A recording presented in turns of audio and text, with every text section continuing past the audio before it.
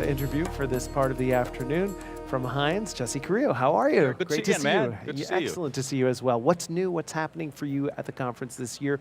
What's got your interest? Well, again, the cool thing is I'm more involved in this startup community, this VC community, and so seeing all these newer companies this year, even more than last year, it just gets us excited. Yeah. They're all looking at what gaps to address, what needs are out there.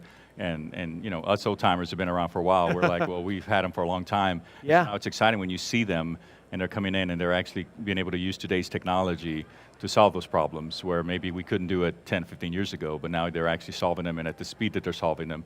It's pretty exciting to see. And again, I get excited every time I come out here and meet new friends and meet new companies. Yeah. How does that affect you at Hines? How does that change what you do? Well, for us, it allows us to really, you know, focus more on less of the back office stuff and more on the tenant-facing, the investor-facing side.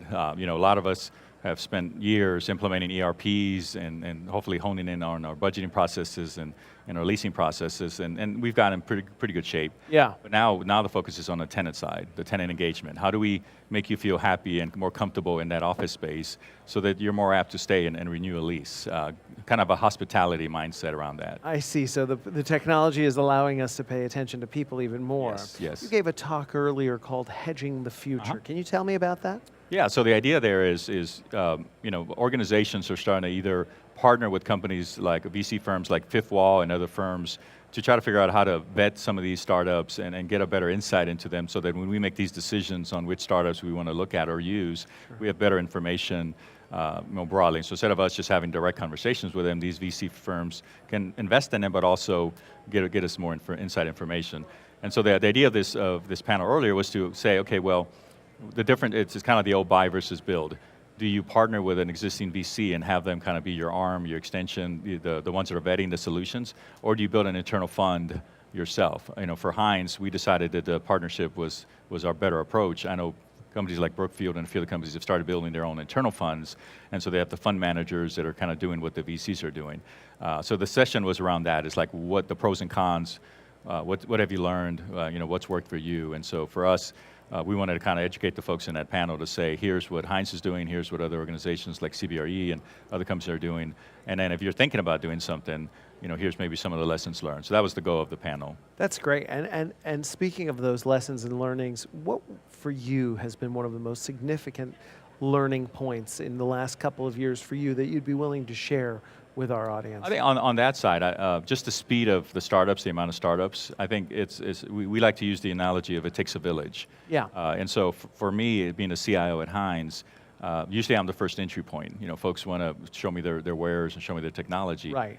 But there's no way I can keep up with the flow and the amount of technology that's coming in. So for us to be able to create additional groups, an innovation office, to create a business technology group that can vet some of these solutions, to give multiple avenues for these startups to engage with Hines and communicate with Hines, and then us collaboratively working internally to make sure that we're keeping up with who's speaking to whom. It has allowed us to speak to a lot more, and then using Fifth Wall as well, but it's allowed us to really look at a lot more startups than maybe if I was the channel, if I was the gatekeeper only. So opening up the ability to these vendor partners to come into different angles and making it okay for them to come in through different angles, I think has been huge for us, and I think it's been great for them because they feel that they actually can get attention. And it's not just at my time, and you know, if I don't have time, I can't meet with them. Right. We like to use it takes a village approach because we want to learn about these partners. We want to learn what makes them different, because you know you might miss one if you don't give them a chance. It's kind of like going through an interview, and if you don't get the chance to interview, you can never impress anyone. Right. Same thing here. If they don't get a chance to speak to somebody at Hines, we may have missed an opportunity just because I didn't have the time.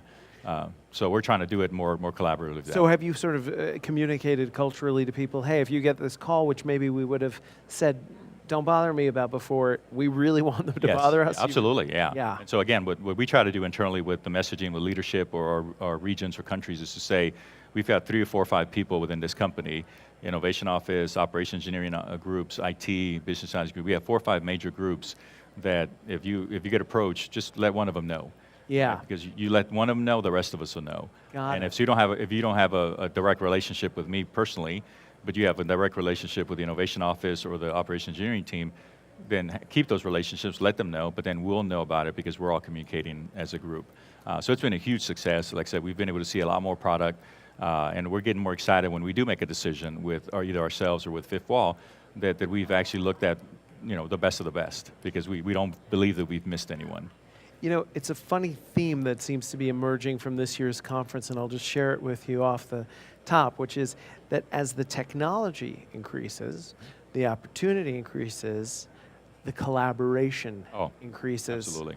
And it feels like if you don't have a company that's got transparency and a non-competitive culture right now, you're stuck. Yes. Because you're going to miss all the fun. Hines is obviously a terrific company. How do you maintain that? How do you stop, from as much as from your standpoint, how do you stop things from getting competitive? How do you engender that collaborative spirit? Well, I think for me, well, me personally, is my personality has never been that I have to get all the credit. Right. So I think to me that's number one. Is if we check our egos at the door.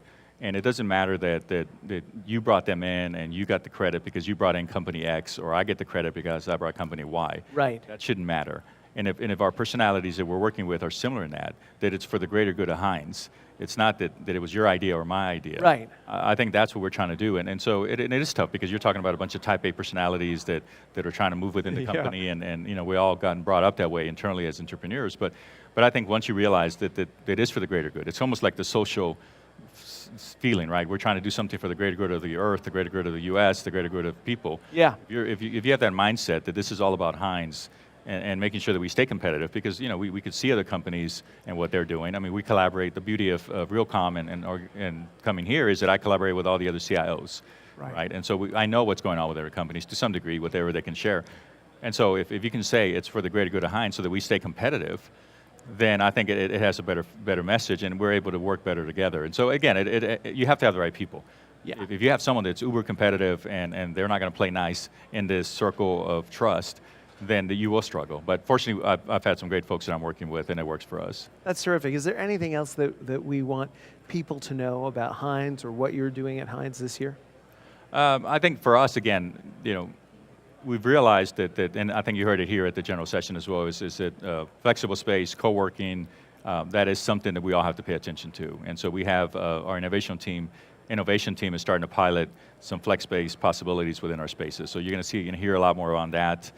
No secret there, we're all doing it. Sure. But then same thing with the tenant engagement apps.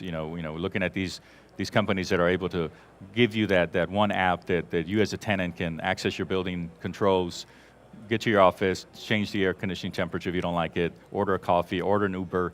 So again, making it feel more hospitality-like, that we're really caring about the employee at the tenant space. I think you're going to see that, not just from Hines, but I think you're going to see that as an industry. Anything else you're excited about? I'm still excited about RPAs, robotic process automation, from a back office standpoint. Sure. But of course, AI and machine learning.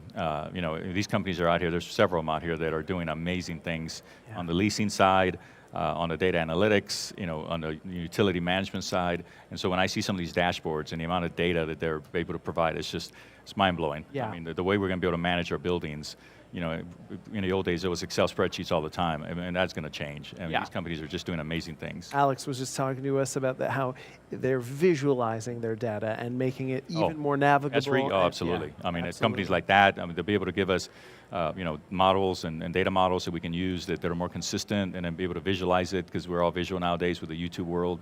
But no, I mean, again, I just get excited when I see what I can see with real-time data.